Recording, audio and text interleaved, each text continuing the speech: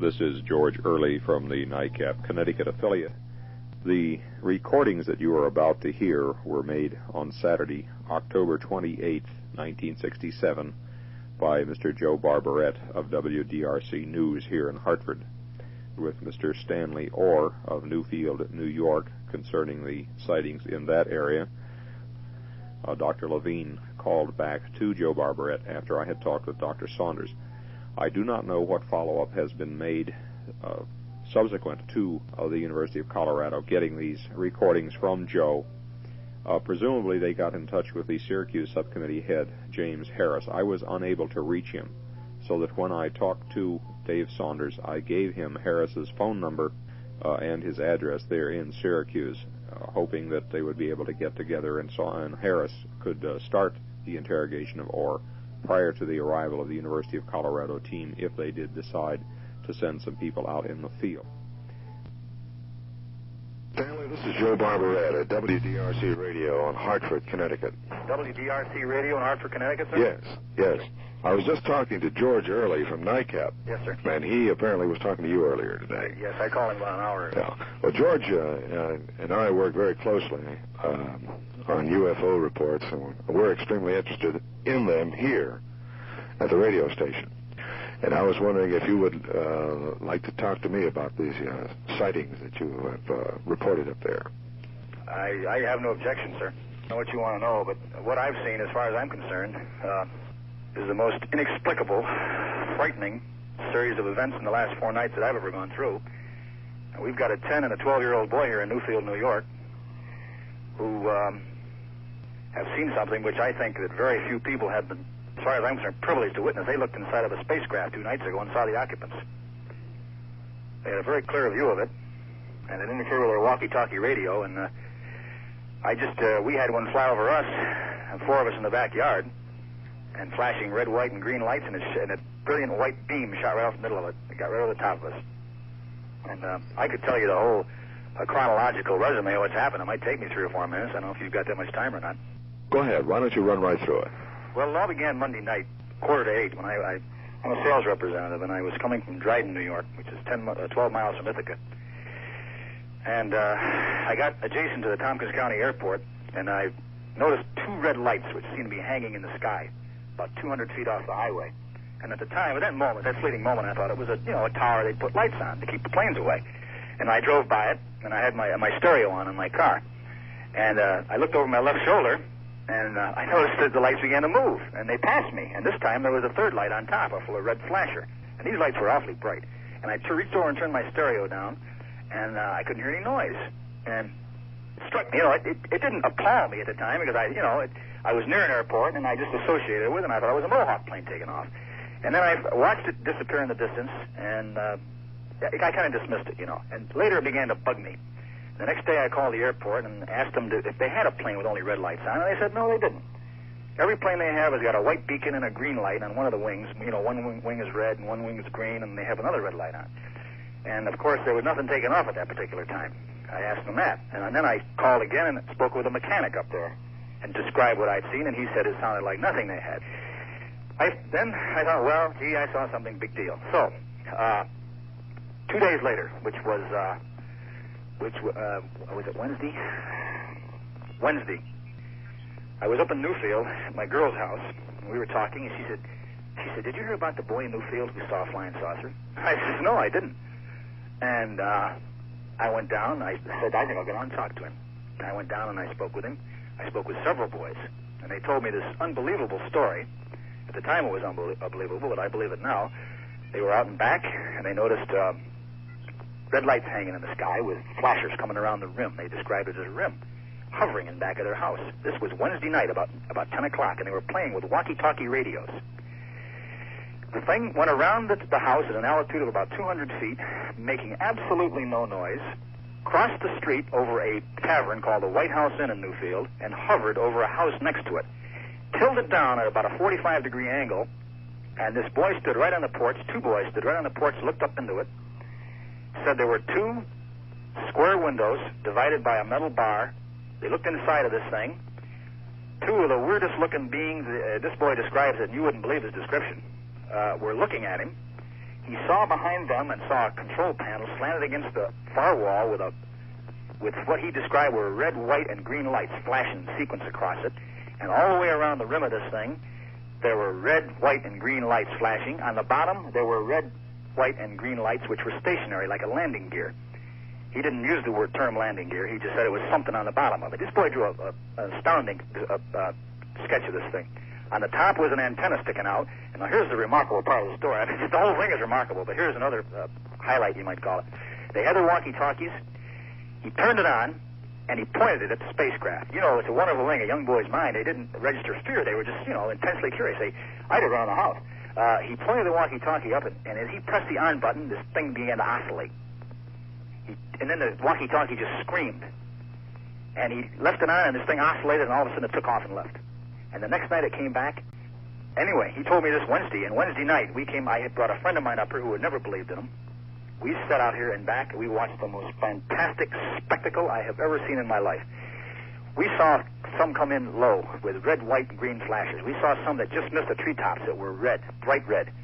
Over the top of us, going due north. Every one of these things had a pattern where these monstrous glowing globes, which just a steady course, like they really knew where they were going. We looked up to the right. Way up high was this great big globe, and dropping off from it was a white flasher, and it just like it was like a plane. I was aboard an aircraft carrier in the Navy. It looked like a plane taking off the deck of a carrier in a can, and then it disappeared. Then a jet fighter came through, and God, what can I tell you? One hung over the trees, a glowing globe, and I woke this boy up. A dog was barking, and he went to the window and told me later he thought he was dreaming. I've got two photographs of the most unbelievable footprints you've ever seen. It's half as big as mine. I take a size 10 and a half. This is half as big as mine, and it's got splayed toes way out, and little narrow high instep and a little teeny heel on it, and it was walking along with a horse's track off the main highway up here.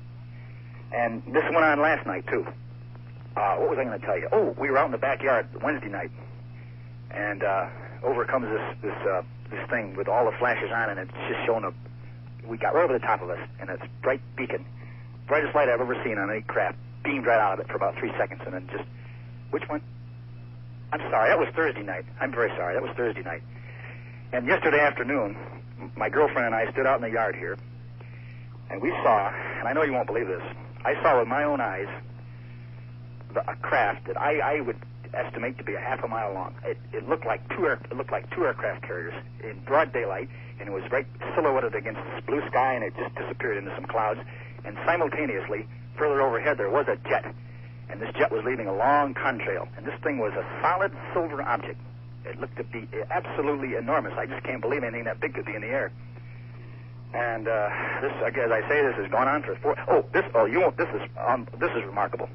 Last night, mind you, my girlfriend's sister and her husband had been up here, and they witnessed all this aerial phenomena, and her husband came up for the explicit purpose of ridiculing us. And this guy was so frightened when he left here at 11 o'clock that he was almost afraid to walk outside to his car. They got in the car and drove to Ithaca. 15 minutes later, the phone rang. His wife was in hysterics. He could hardly speak. They had encountered a monstrous object hanging over some houses in Ithaca with stationary lights, and as soon as they pulled off the highway to look at it, the lights went out. And we drove down there later, and every garbage can in the area was tipped over, only where that thing was hovering, just like some massive disturbance had knocked them all over the place. And there were no other garbage cans on the street, like if it had been a wind, it wouldn't have had that effect. Has there been any other reaction from anybody else in Ithaca that you know of? Sir, I called the New York State Police. What night, John? When did that trooper come up here? Thursday night. He got here about 9:15, and he got out of his car, and he looked at us like, with this incredulous look like we're all insane. And I said, I know what you were going to say. I said, but just stand here, will you please, for a few minutes. And he came on back of the house, stood there for approximately 5 minutes, and one went over, a big glowing one, kind of going north, I said, what do you think that is? He didn't say anything. His mouth just dropped. And then at the same time, my girlfriend's sister was screaming around the house. We all ran around the house, including the trooper. And coming in low over Route 13 was this brilliant, bright red glowing object with unbelievably red lights on it. And it just missed the tops of the hills and disappeared. At the same time, to our left comes this white flasher with this tremendous flashing sequence of red, green, and white all over it. And that cop, he couldn't say a thing. I said, you know, I think they're landing on Connecticut Hill. Connecticut Hill is a desolate area where they hunt deer. It's about 100 square miles and nothing. And he told me, and I quote, he says, I'm not going up there. He got in his car and he drove away. Later, I called up somebody called, I can't remember, it was me or somebody, but the official explanation he gave them, he had seen jet planes on maneuvers. I called Hancock Air Force Base, Syracuse, New York. I said, I told him everything that I've told you. And you know what that guy told me? He says, we'll file it through official channels. And I said, well, thanks a hell of a lot. And I hung up. And that was about 2 o'clock in the morning. And the jet plane did come through here that night. It came in real low, and I know a jet fighter. It was a jet fighter, and it swooped right through, and it circled, and then it disappeared. And at the same time that jet fighter was coming through, there was another UFO higher, going the opposite direction. And last night, I didn't see this personally, but the boys who looked into the one Tuesday night said that they had witnessed a jet being followed by a UFO close behind. And I think I've covered everything that's of any significance, sir. There's one question I have, and it's not that I have any doubt at all about what you told me, but there's one thing that bothers me, Mr. Orr, and that is this. How come you didn't take any pictures of any of these things? I'm no photographer. I've tried. I looked through. You saw them through binoculars last night. But you look up at the sky. You can't even. It's just a little teeny camera. I tried to get somebody with a Geiger counter or anybody with cameras, anything, and nobody's interested. They all scoff at you and ridicule you. You can't see anything through that viewfinder. It's nothing. You look up in the sky and you see nothing but black. It's just a little teeny camera. In as much as all these sightings took place over a number of days, I thought maybe you might have a camera or somebody with a camera there. This is, of course, what we need, is to get somebody working, is to get some pictures and let them try and dispute that. I've got photographs of a footprint. The footprint is gone now. It's been obliterated.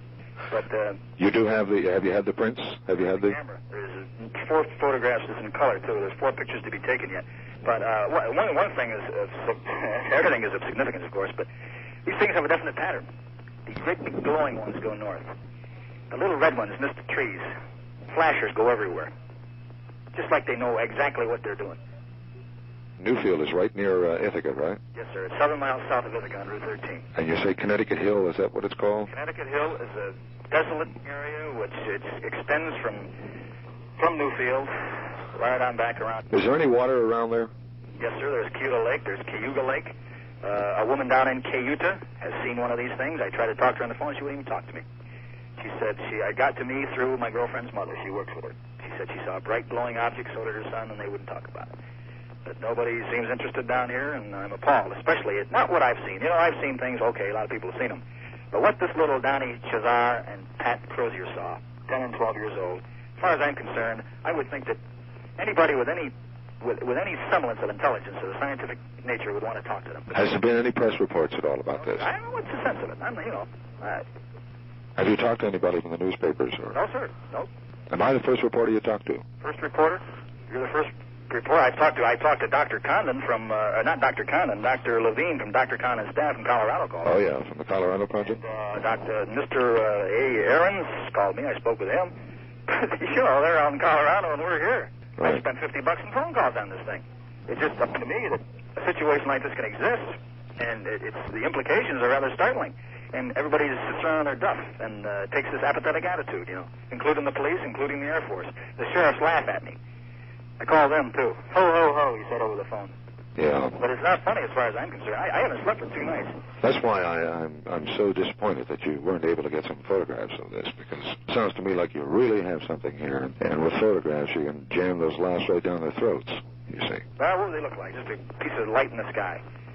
If you had something, if you got a picture of this thing that looked like 2 battleships. That would have been a beauty. God, that's what I mean. It was unbelievable, and I could have photographed that too. It was in broad daylight. I was outside, and I screamed to Sandy. I said, "Sandy, come here, quick!" That's why I thought you might be carrying a camera around with you at all times. The camera was right inside the house. If I'd only had the camera, I could have snapped it. It was visible for a half a minute. This is what you need, and if you had that with a jet overhead, my God, this would be tremendous.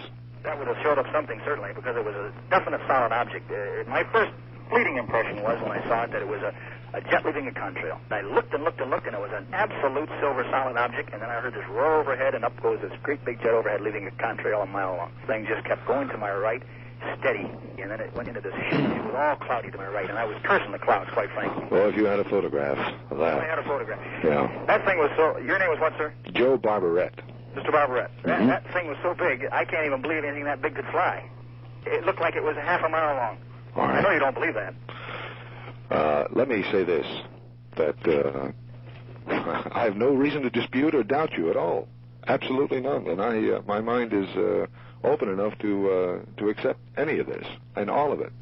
I just wish you or somebody, with some influence or something. That's I called Mr. Fuller this morning. I spoke with his wife.